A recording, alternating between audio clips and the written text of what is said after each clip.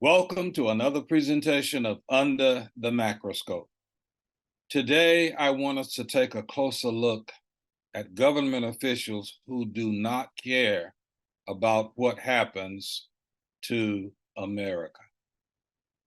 Do elected officials in our government really care about America? That is not a foolish question. Let's examine some of the evidence that supports the posing of such a question. It appears that every time President Biden proposes anything that will benefit average citizens, hordes of elected officials go into attack mode. They come up with a plethora of countermeasures in brain dead attempts to block or at least deter beneficial legislation of any kind. Please let me remind us that there are five political factions in our country. There are Democrats and Republicans who genuinely love God and country and want the best for all Americans. It is not so much that they have different goals for our country, they have different ideas about how those goals should be met. At the end of the day, however, that love for God and country brings them to the table of common sense and the greater good prevails.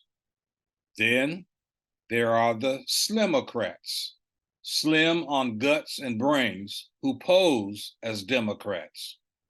The fourth group are the repugnants, who are so repugnant there's no other name for them, who pose as Republicans. The fifth group I call the zombies. They amble about, showing some slight sense of life, but they are dead in every sense of the word because they do absolutely nothing to assure the well-being of the nation. They don't register and vote. They don't ever see the need to join the fight for democracy or anything else worthwhile. They just soak up the benefits of what everyone else struggles to provide. The zombies are the most dangerous group because their apathy can tilt an issue in one direction or another, usually for the worse.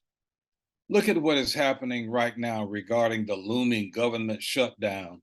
In spite of the severe damage that will be done to innocent Americans, including our military and civilian government employees, a United States representative was quoted as saying, "Buckle up," when he was asked about the potential damage a shutdown could cause.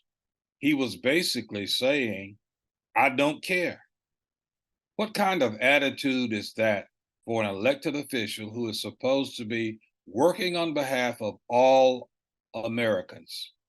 These heathen morons are the same ones that the Apostle Paul is referring to when he writes, "For they that are such serve not our Lord Jesus Christ, but their own belly, and by good words and fair speeches deceive the hearts of the simple." You'll find that in Romans chapter 16, verse 18. Many of these heathens are the same hypocrites who declare their, quote, love for God when they preach against abortion and homosexuality while shielding their own deplorable sins of fornication, adultery, theft, oppression, and suppression of any and everyone who does not look or think like them. One of their biggest soapbox points when fighting against beneficial legislation is, quote, "it costs too much," end quote. If they were concerned about costs, they would promote legislation that would require multi-billionaires to pay their fair share of taxes. But don't hold your breath for that one.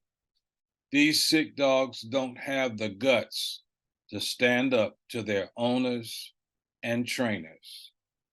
Just another Mackian observation. Thanks for listening. Follow me on YouTube at MacRay under the Mackroscope. Please subscribe and share, and if you wish, you can make a contribution of your choosing by using the QR code on the screen. You may also write to me at MacRay, P.O. Box 403, Pineville, North Carolina, 28134. See you next time, and remember, under the Mackroscope, we take a closer look.